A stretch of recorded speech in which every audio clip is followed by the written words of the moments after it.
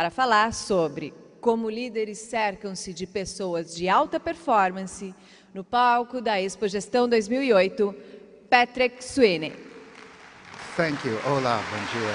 I've been looking so forward to being here with you today and sharing with you some of the ways you can hire and develop people who are obsessed with succeeding. It all starts and stops with who we surround ourselves with. In order to hire effectively, you have to start out by knowing what distinguishes your best employees from the rest.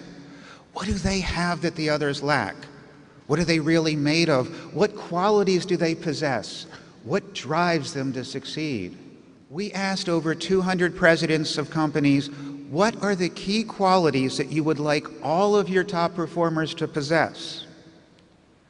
The top two answers were resilience and optimism. We have found that by the time someone is old enough to apply for a job, they either have a positive attitude or they don't.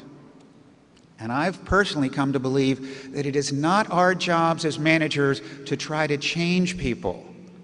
As managers, our job is to recognize their potential and to develop it. You should hire based on someone's potential. Now, I've also considered myself to be an optimistic person, but when you meet someone who defines that quality, who takes it to another level, then they inspire you to think about yourself in a whole new way. I want to tell you about such a person. Janet Lasley told me that her husband says that her optimism borders on the delusional. I love that phrase. I'm taking you back now to the late 1980s. When Janet was a young woman ready to graduate from high school. Her parents wanted her to go to college, but Janet wanted to start her own construction company.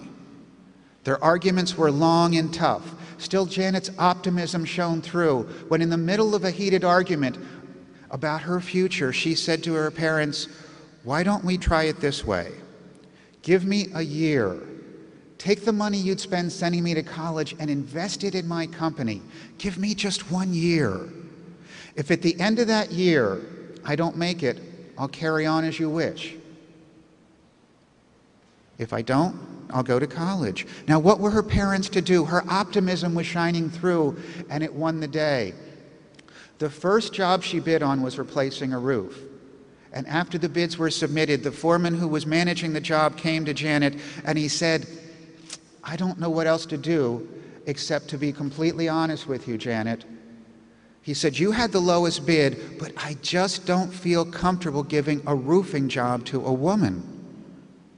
Then he honestly said to her, "If it was remodeling a kitchen, I'd hire you in a heartbeat. I just feel that a guy should do a roof." Now, this guy obviously didn't have diversity training. Well, Janet's optimism got her through losing out on her first bid. Her optimism has taken her on to create a company that creates buildings that Michael Graves and other incredible architects have designed. But her optimism kicked into high gear when she developed a very rare form of cancer, one that I have a difficult time pronouncing, and the one that has a very low cure rate. Allow me to read to you and share with you what was going on through Janet's mind when she got this cancer. Janet said, "Gradually, things started to happen, and I started to picture myself as a fox. All I was doing," Janet said, "was running from one forest to the next, trying to keep myself from the dogs that were baying at my heels. I didn't feel like I had to conquer this disease totally. I didn't have to do anything that seemed unreasonable or unrealistic. I just had to stay ahead.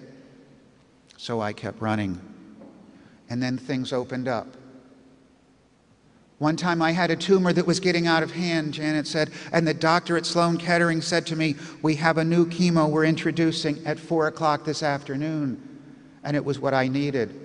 So I got another couple months, then another year." At this point, the fox was leading the way.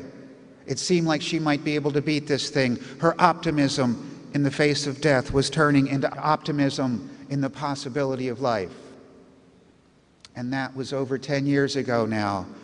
and Janet is doing very well. Janet's optimism has taught me how to magnify my own, and I'm extremely grateful to her for that. Because you see, I was raised to be a very polite young man, and throughout my life, I've come to realize that I have politely wasted a lot of my time on pessimists. You know what I mean? Okay, I'll be honest with you. In the beginning, I thought that I might have the power to say the right thing that would somehow magically turn their world around. But since then, I've come to realize that pessimists aren't really interested in changing. They just want to complain, to criticize, to share their doomsday predictions with anyone who walks by and will listen to them. So now, I just walk by. When they approach me with another one of their negative ideas, I just say, you know, that's interesting, but I'm in the middle of something else right now, and I just disappear, literally. Sometimes I'll even wave to them because they really don't need me, and I've finally come to discover that I really don't need them. I don't need to recover anymore from their negative energy, to literally have to shake it off, to walk around to try to get to where I was before they led me astray. Now I just dodge their bullets and I continue on my way, and I thank Janet for this. She's taught me that life is too short to be wasted on pessimists. The message in terms of hiring people who are consumed with succeeding is to look for optimists and avoid pessimists. Let me share with you one last story from the latest book Herb and I wrote together about someone whose lesson I carry with me. This is a story of a man who kept saying, "I do not know how others will get anything from my story. My experiences were not from this world," he said, and they were not. Still, I carry his story with me, and I want to share it with you. Because like all good stories, we will each hear it in a different way, and it will have a different meaning for all of us. Samuel Pizarro was an advisor to 5 presidents, starting with President Kennedy. I'm going to take you back now to when he was 14 years old in Auschwitz. He was watching Dr. Joseph Mengele, the angel of death, inhaling on a cigarette as he motioned for the prisoners to move to the left and the right. A random puff on that cigarette might send you one way instead of the other, knowing that one of the lines would lead to the gas chamber. Samuel found himself in the wrong line. He said he had resigned himself to his life being over. He said, "I had this slight sinking feeling of nausea in the pit of my stomach. Otherwise," he said, "I felt almost reconciled to my fate." Then on the wall, he saw a bucket and a brush, and he started moving towards them. Then reaching into the bucket, he wet the brush, and he began cleaning the floor. On his knees, he scrubbed as hard as he could, going over one section thoroughly, then sliding down to the next, as if it was his job, as if his life depended upon it. After he doesn't know how long, he moved his way back to the entrance when he heard a click, and he looked up to see a Nazi soldier pointing a gun at him, saying, "Boy, do you call this clean?" "No, sir," he immediately responded. Then he put his head back down and he scrubbed with all his might until his arms hurt so much that he couldn't move anymore. Then he looked up, and the soldier was gone.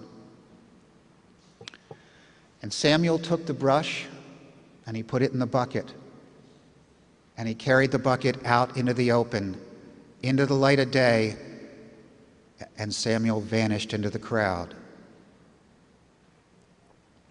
Samuel saw things in that bucket that most of us would not. How many of us could see that bucket as anything but a container for holding water? How many of us could have seen it as the answer to a question that we hadn't even asked, as something that could have saved our lives? Samuel saw it as his way out. How many of us would have ignored that bucket? I keep coming back to that and asking myself that question and wondering. Samuel kept saying, I don't know what others will get from my story. For me, his story leaves me asking, can I see answers in places that others would not? And then do I have the guts to pull it off?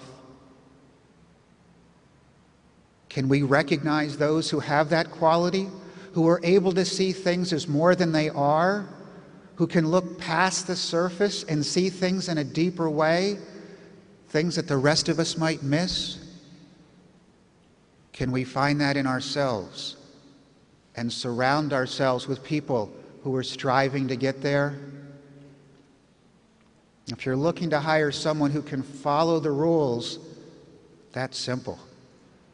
But discovering an employee who can grow with your company, that's a whole other thing. What you're really looking for are to hire people who can recognize possibilities when others think that none exist. We're looking for that in others and in ourselves. Don't focus on your or an applicant's or employee's weaknesses. Instead, focus on your strengths and their potential, on what you and what they can become, and magnify that. Turn up the volume on that potential. That's what you want to know. That's why there's always an image of flowers on the package of seeds. We don't really care what the seeds look like. We want to know what they'll become. If I could leave you with one last thought, it would be this. Open up your hiring process, open your doors, and open yourself to uncovering and developing the potential of individuals. We have found that the real winners in this world are those individuals who know who they are and they know how to play to their strengths. And they are willing to take a risk on someone else's potential. Find that in yourself, look for that in others, and you will be well on your way to surrounding yourself with top performers. Thank you.